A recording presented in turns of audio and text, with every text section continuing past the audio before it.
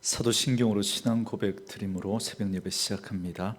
전능하사 천지를 만드신 하나님 아버지를 내가 믿사오며 그 외아들 우리 주 예수 그리스도를 믿사오니 이는 성령으로 잉태하사 동정녀 마리아에게 나시고 본디오 빌라도에게 고난을 받으사 십자가에 못 박혀 죽으시고 장사한 지 사흘 만에 죽은 자 가운데서 다시 살아나시며 하늘에 오르사 전능하신 하나님 우편에 앉아 계시다가 저리로서 산자와 죽은 자를 심판하러 오시리라.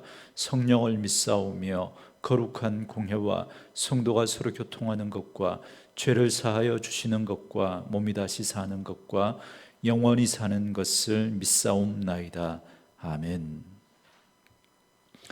이 아침에 우리에게 주시는 하나님의 말씀은 출애굽기 2장 11절에서 25절 말씀까지입니다. 출애굽기 2장 11절에서 마지막 25절 말씀까지입니다. 우리 말씀 찾으셨으면 한 목소리로 같이 읽습니다. 모세가 장성한 후에 한 번은 자기 형제들에게 나가서 그들이 고되게 노동하는 것을 보더니 어떤 애굽 사람이 한 히브리 사람 곧 자기 형제를 치는 것을 본지라. 좌우를 살펴 사람이 없음을 보고 그 애굽 사람을 쳐 죽여 모래 속에 감추니라. 이튿날 다시 나가니 두 히브리 사람이 서로 싸우는지라. 그 잘못한 사람에게 이르되 네가 어찌하여 동포를 치느냐 하매 그가 이르되 누가 너를 우리를 다스리는 자와 재판관으로 삼았느냐. 네가 애굽 사람을 죽인 것처럼 나도 죽이려느냐. 모세가 두려워하여 이르되 일이 탈로 되었도다. 바로가 이 일을 듣고 모세를 죽이고자 하여 찾는지라. 모세가 바로의 낯을 피하여 미디안 땅에 머물며 하루는 우물 곁에 앉았더라. 미디안 제사장에게 7딸이 있었더니 그들이 와서 물을 길어 구유에 채우고 그들의 아버지의 양떼에게 먹이려 하는데 목자들이 와서 그들을 쫓는지라. 모세가 일어나 그들을 도와 그 양떼에게 먹이니라. 그들이 그들의 아버지 르우엘에게 이를 때에 아버지가 이르되 너희가 오늘 어찌하여 이같이 속히 돌아오느냐. 그들이 이르되 한 애굽 사람이 우리를 목자들의 손에서 건져내고 우리를 위하여 물을 길어 양떼에게 먹였나이다. 아버지가 딸들에게 이르되 그 사람이 어디에 있느냐. 너희가 어찌하여 그 사람을 버려두고 왔느냐. 그를 청하여 음식을 대접하라 하였더라.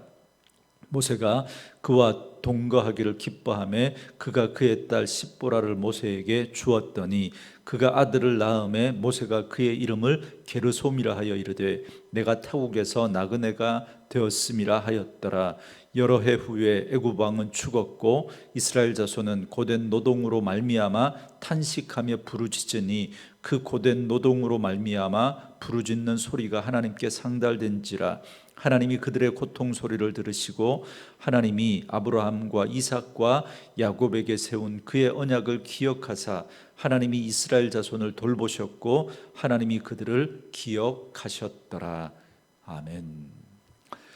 오늘은 함께 읽으신 출애굽기 2장 11절에서 25절 말씀을 중심으로 도망하는 모세, 기억하시는 하나님이라는 제목의 말씀으로 잠시 은혜를 나누겠습니다.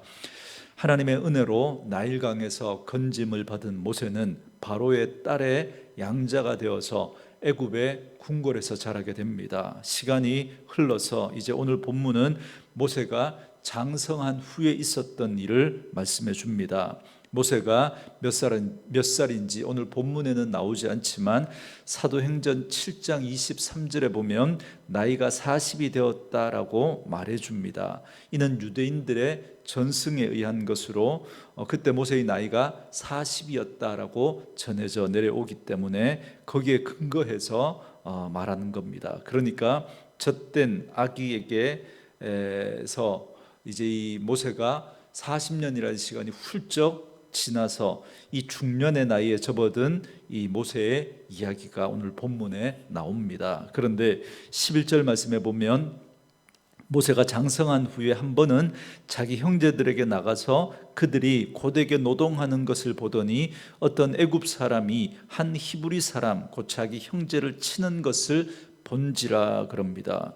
모세는 애굽의 왕자로 왕궁에서 살았지만 그에게는 히브리인의 피가 흐르고 있었습니다. 뿐만 아니라 모세의 어머니 요게벳은 모세가 젖을 땐 후에도 계속해서 모세의 유모로서의 역할을 감당했던 것 같습니다. 그렇기 때문에 모세는 그 어머니 요게벳에 의해서 자라나면서 히브리인으로서 자기는 하나님의 백성이라는 사실을 분명히 인식하고 그 하나님의 백성으로서의 정체성을 가지고 있었던 거죠. 그런데 어느 날 모세는 한 애굽인 감독관이 히브리인을 치는 것을 보게 됩니다.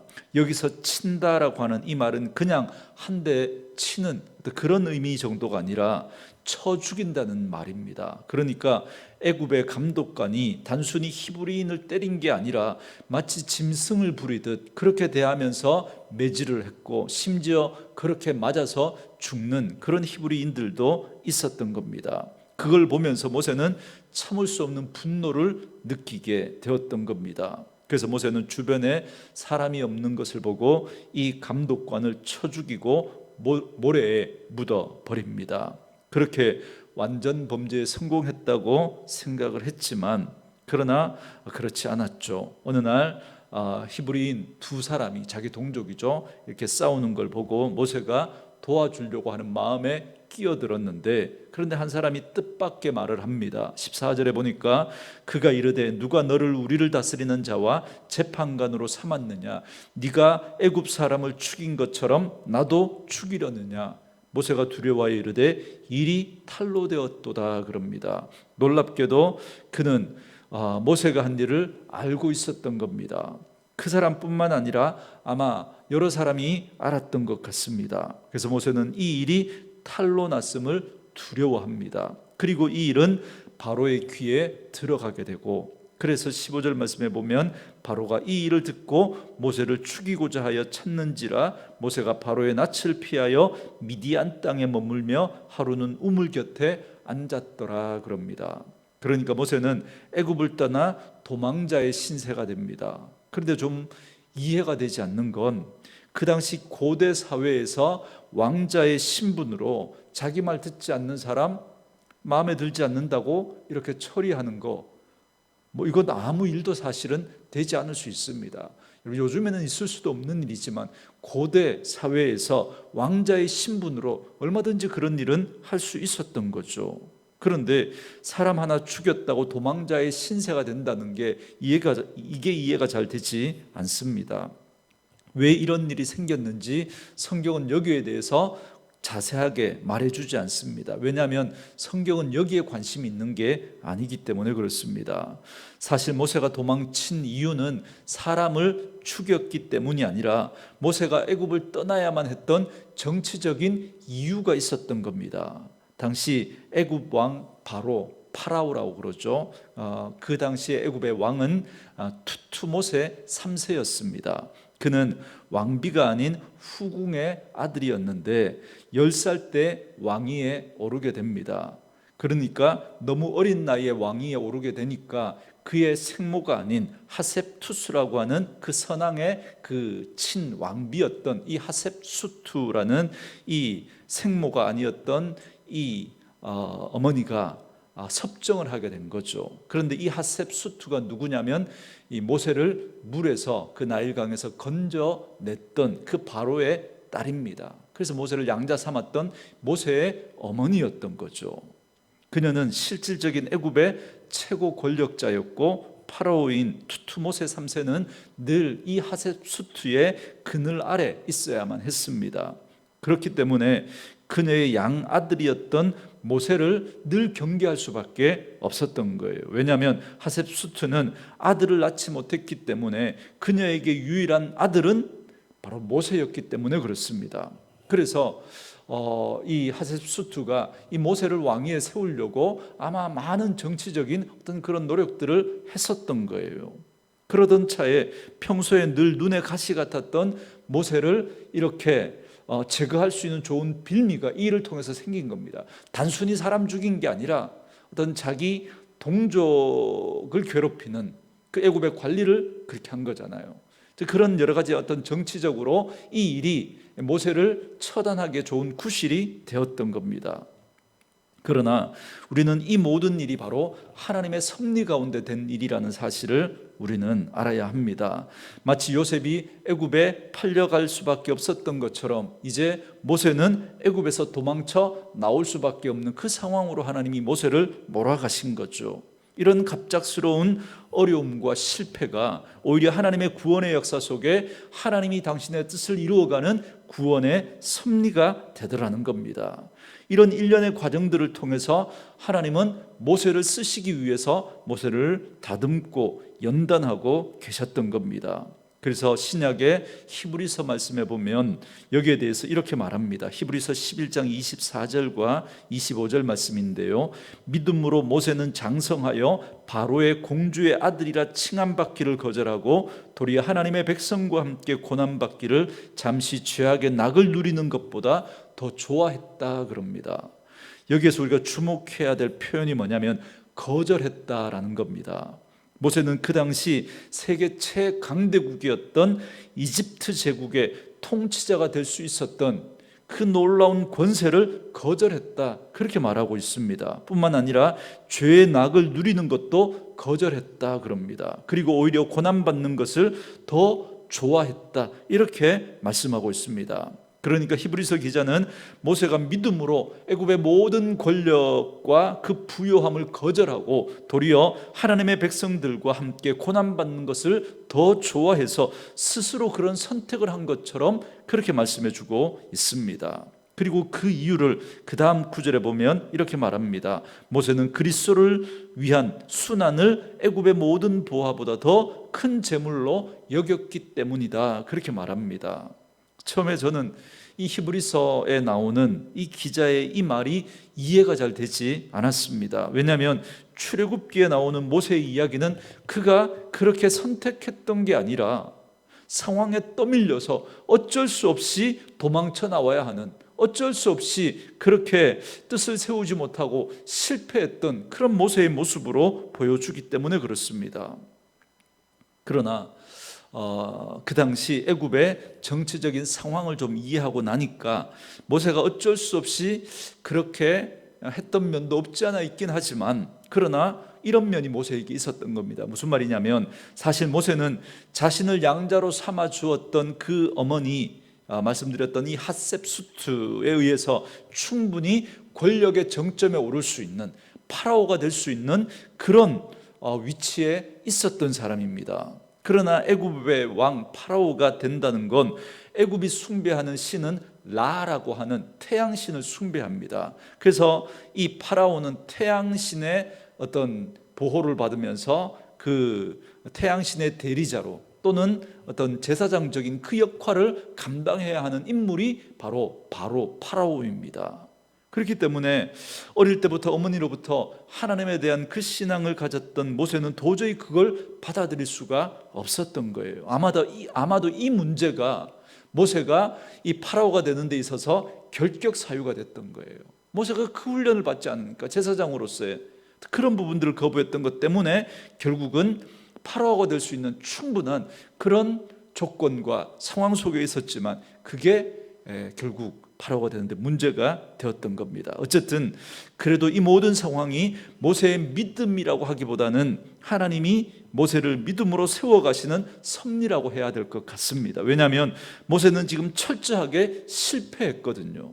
단순히 사람을 죽인 게 아니라 사실은 자기 백성을 구원해 보겠다고 나름대로 일을 꾸몄던 겁니다.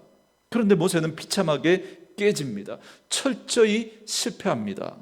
그렇게 했지만 오히려 자기 동족으로부터도 거절당하고 정치적으로 내몰려서 애굽 왕으로부터 목숨을 빼앗길 위기에 처하게 됩니다. 그래서 미디안 땅으로 도망하게 된 겁니다. 그러나 그 실패의 순간에 하나님은 은혜의 손길을 베풀어 주십니다. 그러니까 실패 가운데 하나님의 구원의 계획과 섭리가 거기에 담겨져 있었던 거죠.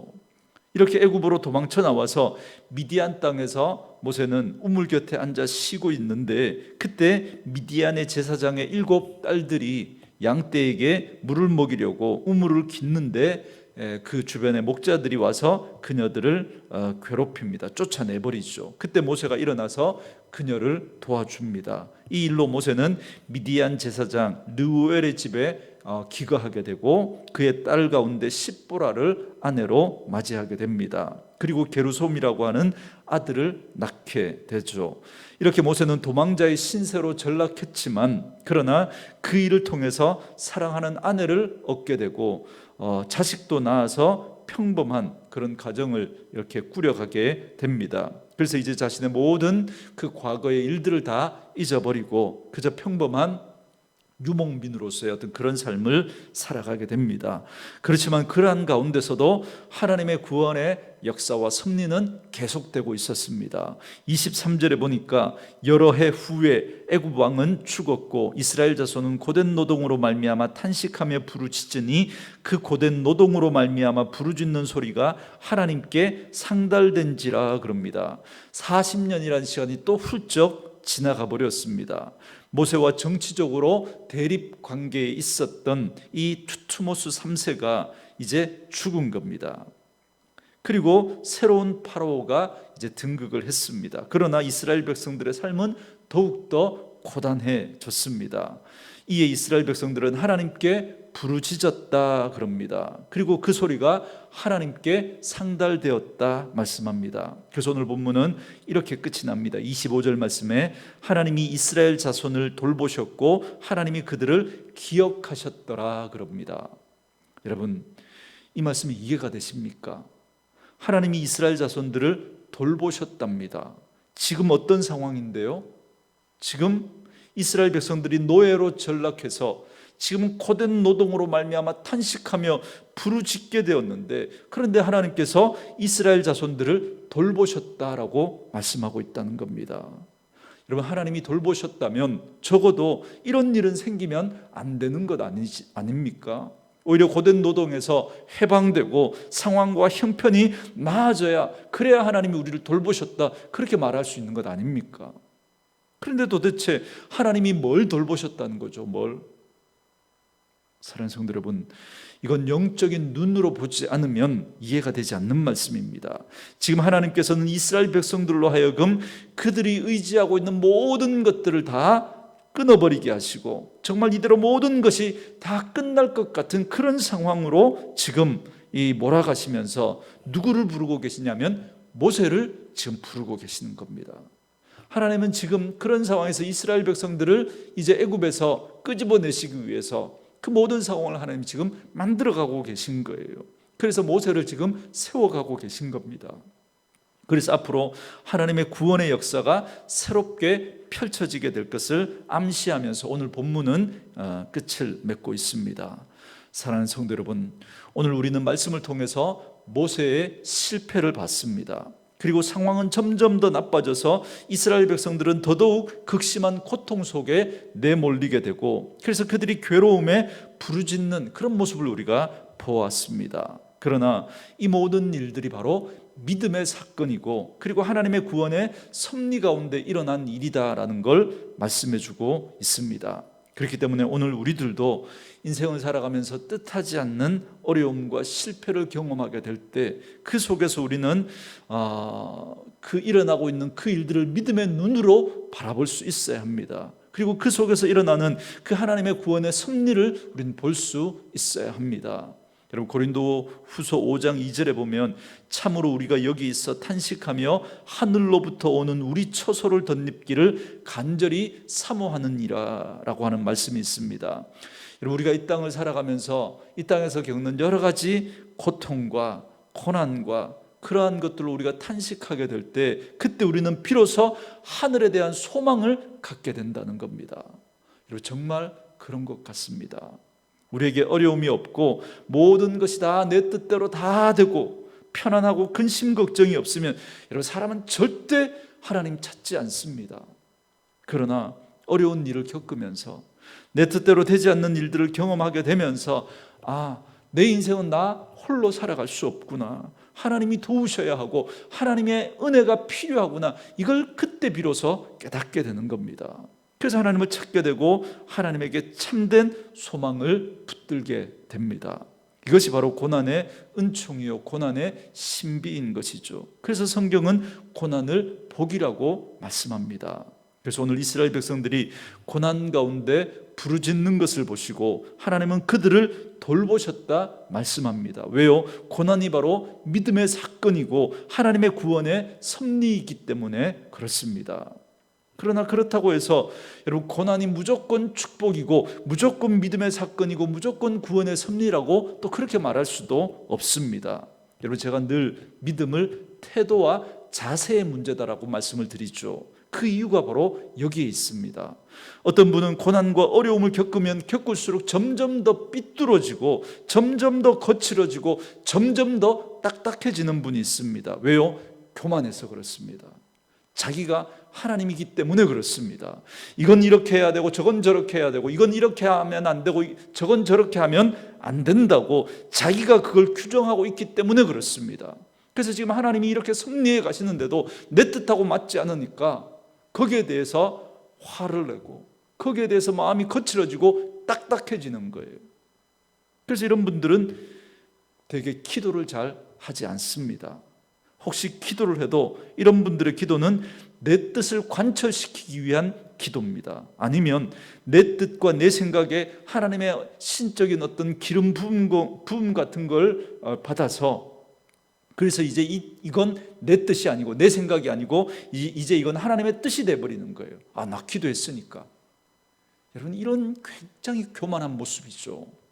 그래서 여러분, 이런 분들이 교만하고 이런 분들이 모든 걸 내 뜻대로 내 생각대로 돼야 되기 때문에 점점 더 내 뜻대로 되지 않는 그런 상황들을 맞으면 자꾸 딱딱해지고 거칠어지게 되는 겁니다. 그러나 여러분, 정말 믿음의 사람은 태도와 자세가 하나님 앞에서 바르고 착하고 좋기 때문에 그 상황들을 통해서 하나님의 뜻을 자꾸 물으려고 합니다. 그래서 기도하게 되죠. 그래서 진짜 기도는 하나님 앞에서 항복을 선언하는 겁니다.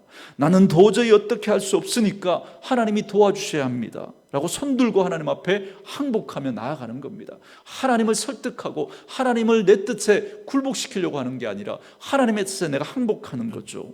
그래서 오늘 이스라엘 백성들이 극심한 고난 가운데 부르짖었다라고 하는 이 말이 무슨 말이냐면, 비로소 그들이 하나님을 찾고 하나님을 의지하고 하나님의 도움을 구하게 되었다, 그 말입니다. 저는 정말 은혜를 경험한 분은 어떤 분이라고 생각하느냐면, 기도할 줄 모르던 분이 하나님 앞에서 무릎 꿇고 하나님을 찾고 기도하게 될 때, 아, 이분이 정말 은혜를 경험한 분이구나, 그렇게 생각합니다. 왜냐하면 진짜 기도는 자기를 부정하는 사람만이 할 수 있거든요. 진짜 기도는 자기 부정인 거예요. 자신의 부족함과 한계를 인정하고 하나님 앞에 무릎 꿇을 때, 그때 비로소 하나님의 강함과 하나님의 일하심을 경험하게 될 것이기 때문에 그렇습니다. 그러므로 오늘 코로나 상황 속에서 우리가 겪고 있는 이 어려움 앞에서, 그리고 여러분이 개인적으로 가정적으로 혹시 사업적으로 어려움을 겪고 있는 분들이 계시다면, 그 실패와 고통 속에서도 우리를 인도하시고 우리를 구원하시는 하나님의 사랑과 구원의 섭리를 여러분 기억해 내시고 하나님 앞에 무릎 꿇고 기도하면서 하나님을 찾고 의지하는 분들 될 수 있기를 주님의 이름으로 축원합니다. 오늘 우리가 살펴봤던 모세와 이스라엘 백성들에게 하나님 지금 그 일을 하고 계셨던 겁니다. 저는 말씀으로 이 하루를 시작하는 저와 여러분에게 이 놀라운 은혜가 깨달아지는 복이 있기를 원하고, 그래서 날마다 하나님 앞에 우리의 한계를 인정하고 하나님 앞에서 나를 부정하며 하나님 앞에 무릎 꿇을 수 있는, 그래서 비로소 하나님이 우리를 통해서 일하시고 당신의 뜻을 세워가시는 은혜가 있게 되기를 주님의 이름으로 축원합니다. 오늘 주신 말씀을 생각하면서 우리 이 찬양 들으시고 우리 같이 기도하는 시간 갖겠습니다.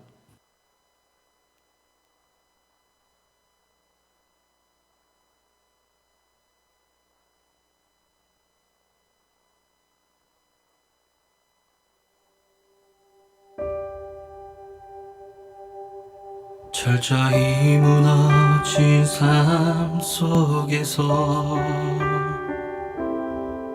하나님 나에게 역사하시고 믿음의 시선을 허락하사 주를 주목하게 하시네. 때로는 견디기 힘들 때도 하나님 언제나 함께 하시며 은혜와 진리에 성령 주사 주만 바라보게 하시네. 내가 봅니다. 영원한 주를 봅니다. 귀로만 들었으나 이젠 봅니다.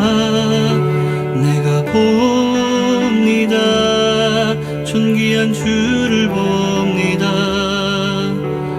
연약한 내 영혼이 이젠 주를 봅니다.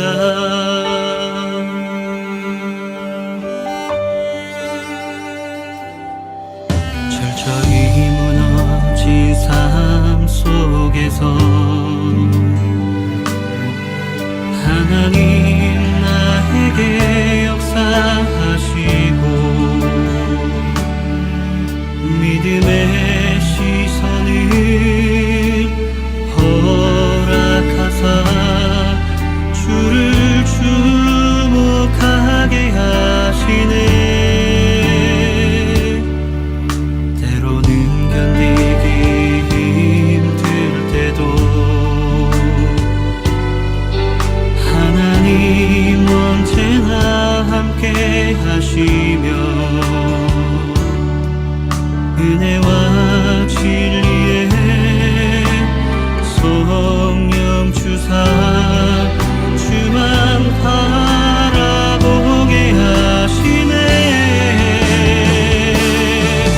내가 봅니다. 영원한 주를 봅니다. 귀로만 들었으나 이젠 봅니다. 내가 봅니다. 존귀한 주를 봅니다.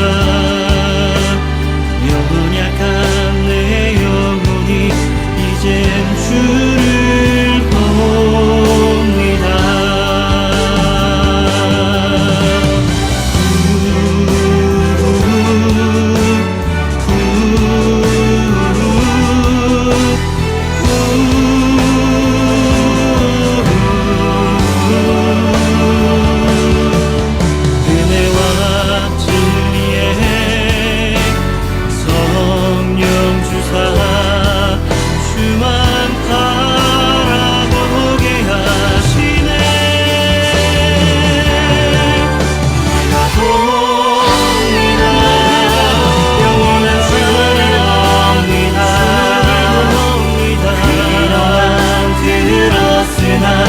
이젠 봅니다.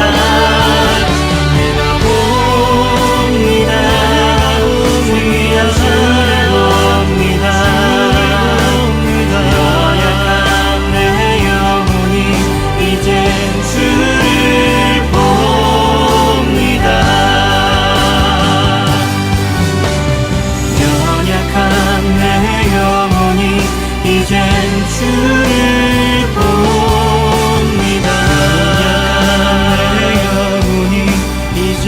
주를